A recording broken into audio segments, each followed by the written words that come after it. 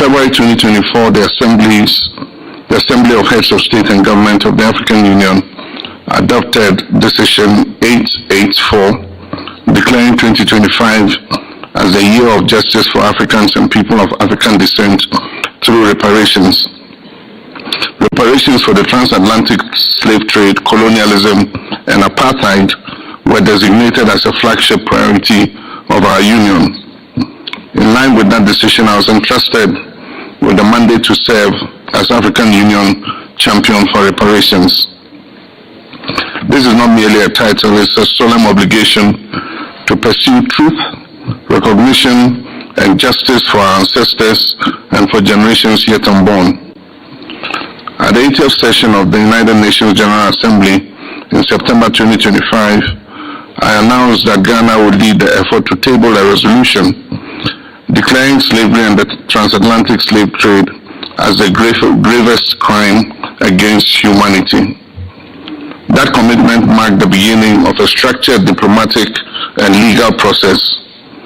I directed the Minister of Foreign Affairs to establish a high-level committee to coordinate consultations, refine the legal framework, and prepare a draft text consistent with international law and diplomatic practice. Today, I'm pleased to report significant progress. The initiative is firmly grounded in international law. Slavery is prohibited under international law as a peremptory norm, a jus cogens principle from which no derogation is permitted. The resolution builds upon this legal foundation and rests on three pillars. First is historical accuracy, second is legal defensibility, and third is continental and diaspora alignment. We've ensured that the text of this resolution reflects rigorous scholarship, moral clarity, and diplomatic credibility. Ghana has undertaken extensive consultations to strengthen the resolution. We've engaged with the we've engaged with UNESCO, the Global Group of Experts on Reparations, the Pan-African Lawyers Union, academic institutions, the African Union Committee of Experts on Reparations, and the African Union Legal Experts Reference Group. We hosted the inaugural joint meeting of the African Union Committee of Experts on Reparations and the African Union Legal Experts Reference Group in Accra earlier this month to further refine the text of the resolution. We also began engagement with the diaspora at the Ghana Diaspora Summit held in December last year. This has been inclusive, deliberate, and consultative. Following expert consultations, the title has been refined to read Declaration, and I quote, Declaration of the Trafficking in Enslaved Africans and Racialized Chattel Enslavement of Africans as the gravest crime against humanity. This language is precise. It recognizes the systematic trafficking of millions of Africans, the racialized and institutionalized nature of chattel enslavement, the unprecedented scale and enduring consequences of these crimes. Precision in language strengthens precision in justice. At the recent African Union Summit, the Executive Council recommended the endorsement of this resolution. I'm pleased to inform you that the Assembly of Heads of State and Government adopted that decision by consensus at this 39th Ordinary Session. This gives Ghana a clear and unified continental mandate. Our next major engagement will be at the 50th regular meeting of Caricom later this month. The Caribbean and Africa share a deeply intertwined history, and their support will be pivotal to the tabling of this resolution. Beginning 20th February 2026, Ghana will conduct intensive diplomatic engagements in New York with Caricom, the Non-Aligned Movement, the Group of 77 in China, the European Union, and other regional groupings. Informal consultations on the draft text are expected to take place between 23rd February and 12th March 2026. Our objective is simple: to build a broad consensus behind this resolution. The initiative is not directed at any nation. It is directed towards truth, recognition, and reconciliation. On 24th March, Ghana will host a high-level side event at the United Nations, followed by a wreath-laying ceremony at the African Burial Ground National Museum in New York. And on 25th March 2026, the International Day of Remembrance of the Victims of Slavery and the Transatlantic Slave Trade, Ghana, together with co-sponsors and with the endorsement of the African Union, will formally table the resolution before the General Assembly. Let me emphasize, the General Assembly. I think there was a mistake when the chairman said the Security Council. It's the General Assembly. The date is intentional because it connects memory with action. We call upon all member states to support and co-sponsor this resolution. The adoption of this resolution will not erase history, but it will acknowledge it. The trafficking in enslaved Africans and racialized chattel enslavement were foundational crimes that have shaped the modern world, and their consequences continue to manifest in structural inequality, racial discrimination, and economic disparity. Recognition is not about division, it is about moral courage. Adoption of the resolution will not be the end. Following the adoption, Ghana will continue engagement with the United Nations Secretary General, the African Union Commission, relevant UN bodies, and interested member states. This is about a sustained dialogue on reparatory justice and healing. Distinguished ladies and gentlemen, this initiative presents us a historic opportunity, an opportunity to affirm the truth of our history, an opportunity to recognize the gravest injustice in human history, an opportunity to lay a stronger foundation for genuine reconciliation and equality. While the past cannot be undone, it can be acknowledged, and acknowledgement is the first step towards justice. I thank you. Thank you so much, Excellency. Colleagues, we'll take a few questions that you might have for His Excellency on the issue of reparations for Africans and for people of African descent. Do we have any questions? I see one hand over there. Please just tell us your name, the media organization that you work for, and then ask your question. Good afternoon, Your Excellency. My name is Julius Yapetechi, and I report for the Ghanaian Times from Ghana. Sir, throughout your presentation, the word reparation keeps coming up. Apart from the recognition that slave trade is a crime against humanity, do we have a quantum we have put on the reparations that we are seeking? Thank you. In terms of compensation, do we have any quantum that we are looking at? Thank you. All right, thank you. I just want to do one sweep just to check if anyone else has a question. So 1, 2, and then we'll conclude. Please go ahead. The microphone is behind you. No, right here, behind you. Hello, sir. Okay, just give it to him. Thank you, Mr. President, for the briefing, and I want to really appreciate your efforts to make the reparation case a strong African case, African agenda at the UN. My question is just Africom summit has been held here in Addis, and there are a lot of discussions between the two bodies, the African and the African countries. How do you evaluate the progress made following the meetings held between African and African leaders? Thank you very much. Do you mean Caricom? Do you mean Caricom? Yeah, Caricom. Sorry. All right. The African and Caricom countries. Okay. All right. Let's go to the last question. Okay, thank you so much. It is a great milestone, especially for the declaration of your proposal. My question is, what practical outcomes should Africa expect if the resolution is adopted at the UN General Assembly, as the Foreign Minister made a remark in recent days? Beyond that, at the recent Accra receipt at this, Mr. President, you said that Africa has reached at the turning point that we cannot afford to ignore. Why you said that, and what might be done, especially to navigate the situations? Thank you so much. Excellency, you have the floor.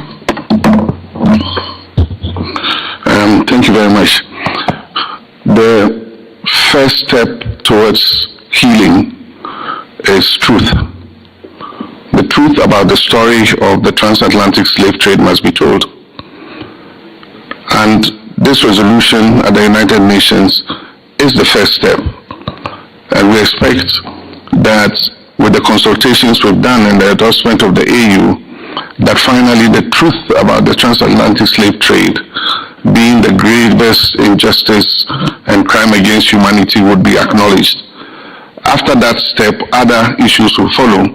Indeed, the issue of reparations and restitutive justice goes beyond, and that is in answer to the first question, just monetary compensation.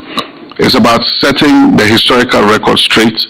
It's about returning stolen artifacts from Africa. It's about the pillaging that took place in the period of the slave trade. Issues about quantum are still being researched, and I don't think that a lump sum of money is going to be taken and distributed to countries. We'll get to that point and we'll discuss that when the time comes. But for now, our aim is to put the resolution on the floor, let the world acknowledge that this happened, and that there's been, in recent memory or in world history, no more grave injustice against humanity than the slave trade. 12 million people were transported, forcibly taken and transported across the Atlantic. The number of people who died in the mid-sea, the Middle Passage, is estimated at about 2 million people, either people who jumped off ships and they prefer to die than to go and live in slavery, or people who were too ill or were sick and were tossed overboard to be eaten by sharks and all that. And so that historical record must be set straight. And like I said, it's a whole a movement, it's a whole story. And once we table this, we will move to the next stage of it. And so it's not about quantum for now, but there are people who have done research on what the value of the human displacement was. There are people who have done that research, but our resolution has nothing to do with quantum for now. We'll cross that bridge when we get there. We have engaged Caricom effectively, and I believe that I can say with confidence that today Africa and Caricom are speaking with one voice. Indeed, the Caricom 50th Caricom Summit, as I said in my statement, is about to take place before the end of this month. And this issue of reparations and restitutive justice is going to be something on the agenda of that Caricom meeting. But I can tell you that we've held adequate consultations with the leaders of the Caricom nations, with the institutions in the Caricom nations, and we're speaking with one voice on this matter.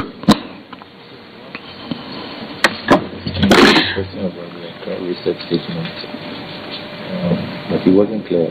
Preparation, I think the video that went viral. Last question. It was a question about preparation. Okay, can our colleague, can you come again with your last question? Reset question. Yeah, that's yes, our please. question. Yeah.